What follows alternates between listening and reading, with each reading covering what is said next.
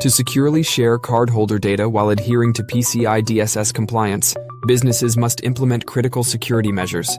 Businesses achieve PCI compliance with these best practices. 1. Use data encryption. Encrypt all cardholder data before transmission, using strong cryptography and security protocols, like Transport Layer Security (TLS) 1.2 or higher. 2. Implement secure file transfer protocols. Utilize advanced security protocols, like SFTP or FTPS, to transmit encrypted card data files between partners. 3. Limit data elements shared. Only share the minimum cardholder data elements necessary. Avoid sharing sensitive authentication data like CVV codes. 4.